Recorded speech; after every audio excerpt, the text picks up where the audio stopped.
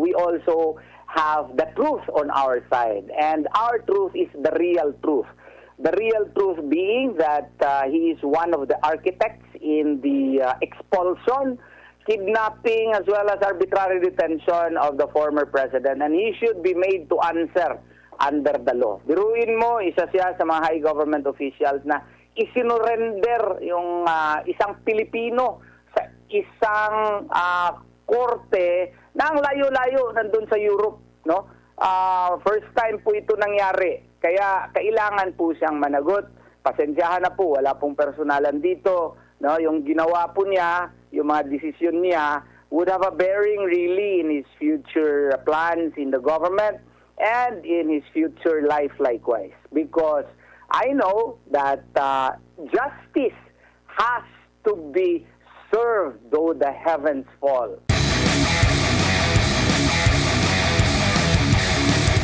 Attorney, atin po munang tanggalin ang inyo pong sombrero bilang legal counsel ni Davao Mayor, Acting Davao Mayor Baste. Isuot po natin ang inyo pong role bilang isa pong guro, no, sa law school. Sir, bakit po kailangan na magkaroon ng clearance ang isang kandidato na gusto pong maging ombudsman? Basic requirement po ito sa government appointment. Well, kailangan kasi yung ombudsman is a very important office, no? And as a matter of fact, he can be removed only via impeachment. He is one of the officers, high officers, who can be removed via impeachment. Why? Because this office, the office of the ombudsman, actually has a very important power because it has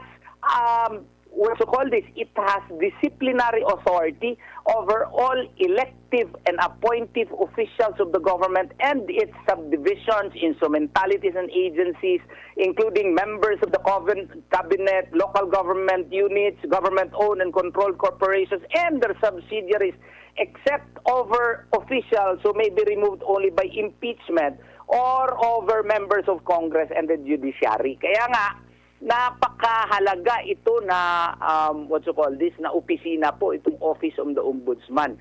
Kaya kailangan ang tao na ma-appoint dito ay yung walang bahid, walang walang kaso na pending kasi lungkot naman kung i-appoint mo doon sa posisyon na yan ay karapat-dapat na hindi talaga dapat ma-appoint kasi walang tiwala yung ibang sektor ng ating society sa kanya. Aba, hindi po pwede yun.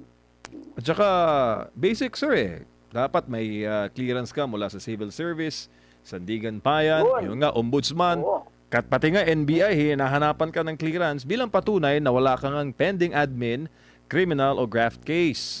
Ito ngayon sir, hindi lang po si Senator Amy, pati na po ngayon si Mayor Baste, at ngayong hapon naman din ay si Attorney Ferdy Topacio. Po. Nag-file din si Attorney Ferdy Topacio pala ng kaso din against him. So, with all the more reason na hindi siya makakuha ng clearance at hindi siya pwedeng ma-appoint as Office of the Ombudsman. Pero hindi yun ang main aim namin, ha? Ang main aim talaga namin is dapat merong indictment for criminal charges against the respondents in this case. Ano lang yun, consequence, isa lang yun sa mga incidental effect, yung hindi niya pagkakuha ng ng clearance.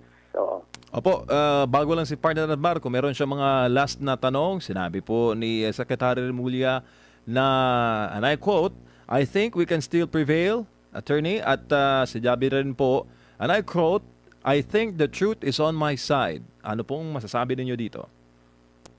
Well, that is his belief, no? And we respect his belief. However, we also have the truth on our side. And our truth is the real truth.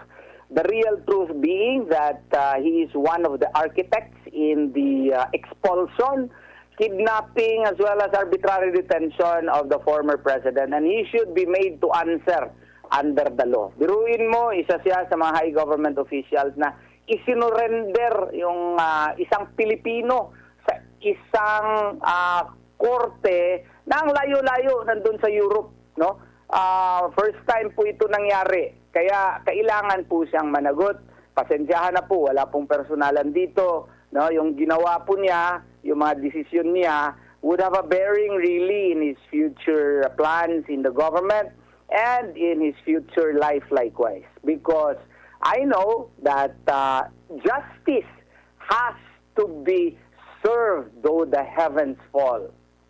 Attorney, 160 pages, tama po ba yung inyo pong inihain? At hindi ba to basta kinulate ito ng ano na, more than one year na nang maganap ang tama ba? Pag surrender or pag surrender nila sa The Hague sa ICC nitong si former President Rodrigo Duterte. March 11, 2025 yun nangyari. Ang kapal-kapal po nito, hindi po joke ang pagprepara po nito. Ang ibig sabihin nito, seryoso po ang kapal-kapal kada page. Alam mo ba, Busing, alas 4 na ata ako natapos yung mga staff ko. Pasalamatan ko pala yung mga staff ko, walang tulog. Para na kasi kaming dyan sa office, boss, para kaming factory ng mga kaso po. Oo, kasi yung mga associates ko, mga professors ng ng batas, tumutulong po sila. Sila yung po yung tumutulong sa akin, nag-assist sa akin. Kagabi, kailangan namin tapusin talaga kasi ang aim ko, ang sabi ko sa aking mga staff, kasi nag-stop ako ng trabaho, mga alas 2:30 na ata kasi I need to sleep also. But I told them that we really have to finish all the photocopying of the of the papers and the affidavit complaint. And natapos mga alas 4, hinatid dito sa aking bahay mga alas 4 at naka-file naman kami alas 8 po ng umaga. Opo, no. So mga pala, almost more or less 6 na kalahating taon ang binuno nyo po doon sa 160. Mga ilan po yung nag-file ng affidavit din po, sir, doon sa sa inyo pong kaso? Apat po. Apat na officials po, former officials po ng gobyerno. 3 former officials at ako, nag-execute din ako ng affidavit po. Kasi nandun din ako, hindi nga lang ako nakapasok, di ba? Hindi, nabara ako dun sa ilang beses sa, what you call this, and blessing in disguise kasi ako naman yung nakafile pinakauna doon sa Supreme Court po ng certiorari prohibition mandamus with prayer for mandatory prohibitory injunction and TRO. Yung if you will remember yung may napabalita na akala natin meron ng TRO. Hindi pala totoo. Opo, may mga nagtatanong din ng mga netizen bakit daw sa ombudsman kayo naghahain ng reklamo considering meron ding kidnapping yata din doon sa kaso po. You know, the ombudsman, pursuant to their powers and authority under Section 21 of Republic Act 6770, no? They have the jurisdiction, really, the disciplinary authority over all, over all elective and appointive officials of the government, no? And it also has the power to conduct preliminary investigation in relation to criminal offenses committed by any public officials, regardless of their salary grade, no? And so long as it would constitute malfeasance, misfeasance, nonfeasance of the public officers as provided for under Republic Act 6770, pwede po yan ma-file po sa Office of the Ombudsman. The Office of the Ombudsman has that power, authority, as well as jurisdiction to entertain complaints, criminal as well as administrative po. Alam nga naman, boss ko, ipapile nila kami sa prosecution. O anong mangyayari? Yung prosecution, under naman yun ng Secretary of Justice. Sino ang Secretary of Justice? Si Sir Remulla. Paano kami manalo doon? Mahirapan na nga kami dito sa ombudsman. Pero at least yung ombudsman is an officer who can be removed by impeachment. At least mataas-taas yung chances namin.